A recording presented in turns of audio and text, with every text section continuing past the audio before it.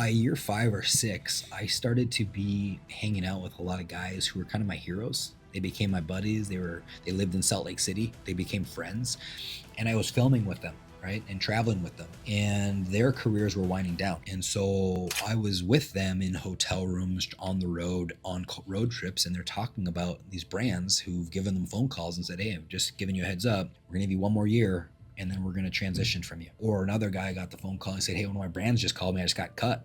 You know, they might have 4 or 5 brands that sponsor you. And it was just like a punch in the face, a punch in the gut. Because these guys were like, dude, I don't know what I'm going to do. You know, I got a house on the hill overlooking the city. I got this, I got that. And when I saw the fear in their eyes and in their voices, I was thinking, man, if I'm lucky enough to have a career that's even close to as long as theirs, because these guys were 10, 15 years professional athletes, my heroes when I was in Minnesota. These are the guys in the magazines that I was watching. And so when I saw that, I was like, again, going back to my mom and my dad, going back to my grandma, I got to do something different. I cannot do what they've done with their capital if I want to be free. Because my biggest thing is, what the heck am I going to do after snowboarding where I still have passion, where I still have freedom, where I have, you know, zest and excitement? Because you hear so many athletes, it's like clockwork, had this huge, awesome career, overspent, and boom, they're drug addiction, suicide. I mean, it's bad, right? So I started to read every book I could get my hands on with finances and money. And I went into like life insurance, IRA, and I realized those vehicles weren't really going to get me where I wanted to go. And I continued to do my research and came across the Rich Dad series. You know, Robert Kiyosaki's books were so basic, right? Rich Dad, Poor Dad, cash flow quadrant. I learned about different quadrants of income. Like I never even knew there were different quadrants. I thought it was just employee. Well, that's just one section. Of course. You got self-employed, you got big business, you got investor,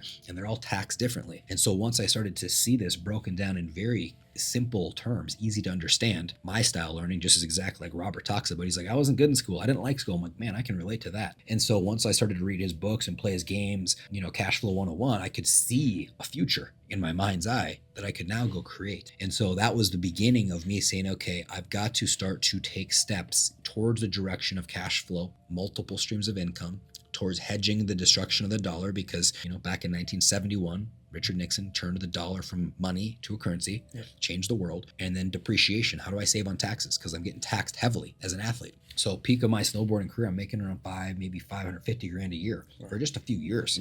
Right? I got a couple years on each end of 250, 300, maybe 3 or 4 years on each end, but it's not enough where I'm just going to retire and be like, sweet, sailing off into the sunset, I'm set. This isn't Michael Jordan money here. So that was a big thing is I bought a duplex. You know, I was like, wow, I got $250 a month of cash flow. I got some major depreciation and I'm seeing the value go up. I bought a 9plex. I did the same thing, right? I bought a 24 unit deal, did the same thing. And so as I'm seeing this real time and I'm seeing multiple streams of income starting to pay, it's exciting. It's like, oh gosh, there's a new way. There's a future that I can actually continue to have this freedom. And so that was really it. It was one deal at a time, one day at a time, and just stacking, just like in snowboarding. Yeah, I think it's two things. Either you have a lack of financial education and understanding, and you have a habit of spending versus a habit of saving and investing, or you've got poor financial advisors. You know, like I can tell you too, firsthand, that I got to know guys really well in the snowboarding industry that had people that were their financial advisors, but they didn't know how much money they had. They didn't know where their money was. And they made good money, more than me, better than me. And at the end of their career, they're like, I don't really know where it went. And I'm like, well, hold the phone here. You don't know where it went. Yeah, I have him managing it. He takes care of it for me. And it's like, okay, well, so really it's financial education, being able to manage it yourself and believe you can do it yourself. For some reason, we have this idea of like, I make the money and then I give it to someone to manage. It's like, well, hold the phone. You spent all the time making the money. Why not put a little extra effort in and learn how to manage it, right? Get good at knowing where to place it and why. And yeah, that's not like something you're going to just like, whoop, I got it 2 hours later. It's going to take some effort. I mean, if you really want to have control and you really want to know where your net worth is and the direction you're going and the outcome you're looking to create, you got to have some input.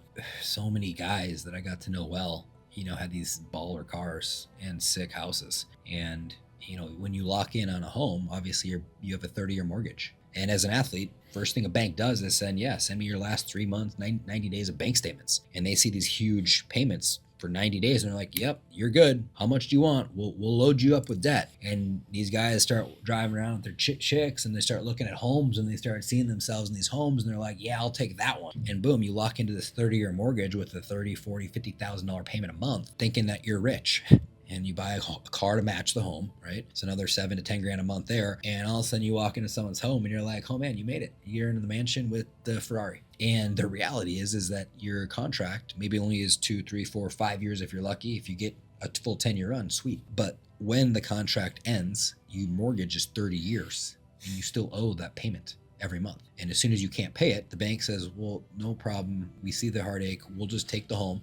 And you did pay us interest for the last 10 years. That's obviously ours too. And we'll resell it for the difference and you're toast. And so you go from living in this mansion with this Ferrari to literally being in an apartment, working at the grocery store. And it just like clockwork. Ordinary earned income is not wealth. It is just money in your pocket today. Wealth is when you don't need the ordinary earned income and your investments pay you enough where you can maintain the lifestyle. That's wealthy. So that's number one. You got to understand that difference. If you get paid and you think that paycheck is wealth, you're not seeing it clearly. The paycheck is just income to now convert. It's a currency to convert to investment income. My goal, and I think more athletes' goals or high income earners' goals, should be how quickly can I convert my ordinary earned income into investment income? Because that's the superpower. What you really want to do is you want to work hard, right? Great. You love doing what you're doing. Don't change that. Now, how do I convert that income into something that's hedging inflation? So when they print, which we're late in the debt cycle, they will not stop printing. When they print, I profit. And how do I live off of that profiting pile of capital as my nest egg? Think of it like a goose. Get your capital in from your job. Now you turn your goose into the asset, which is producing these little eggs. You still own the goose. Your capital is still yours and it's giving you streams of income. Oh, and they just printed more and your goose just grew. When you own something that's real, let's just keep it with real estate, right? You look at a home here in 2026 versus just 2018, right? I'll just use my home. I built my home in 2018, right before COVID took off.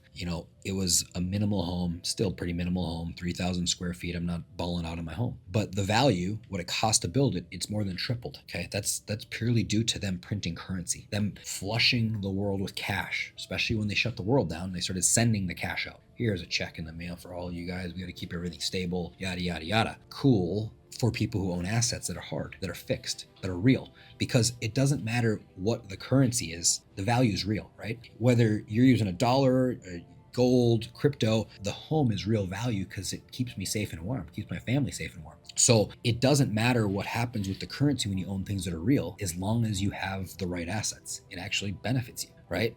So that is the huge piece with real estate or businesses. I mean, dude, even if you're an apple farmer, you're a farm, you're selling apples, your cost that you're selling your apples for is going up. Yeah. Like it's real. Yeah. So things that are real, oil, it's real. Gold and silver, real. You can't go just push a button and create a bunch of gold and silver, right? Even crypto, limited Bitcoin, 21 million, it's limited as they continue to deflate the currency.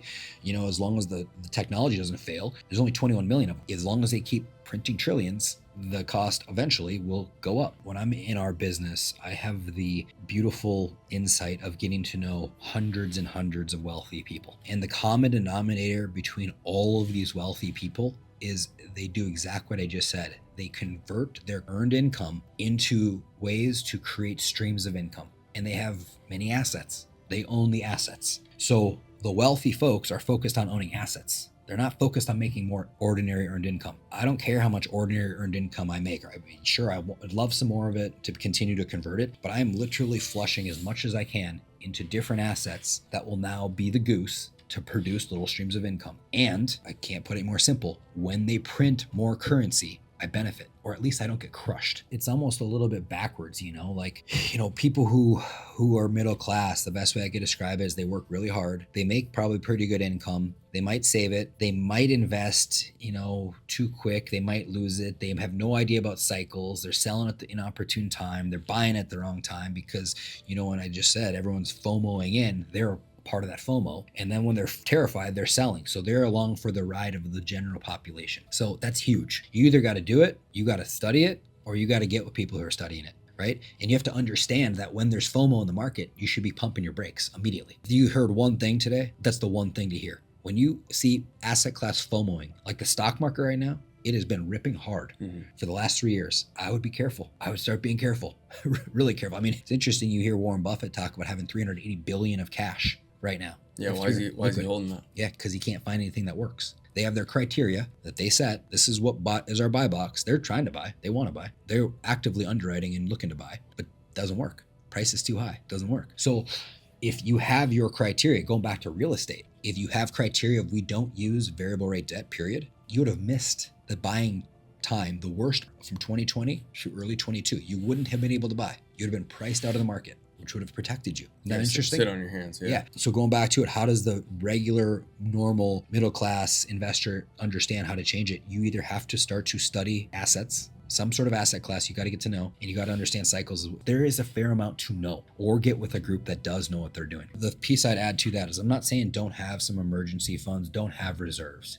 Ideally you have 3, 6, 12 months of reserves, or if you lost your job, you're fine. That'd be an ideal place. Beyond that, if you're just letting the capital sit, I just shared in my story from 2020 to 2025. If you had 100 grand in 2020 and you bought something in 2025, it bought you 75 grand worth of goods. That's what I'm talking about. So do not deplete your cash to zero. There's other people online that are like, have zero cash. No, I'm not saying that. Have some that keeps you able to sleep at night, right? Have your reserves, have your emergency. But beyond that, look for ways, the right assets, the right timing to put that capital to work, to start to pay you.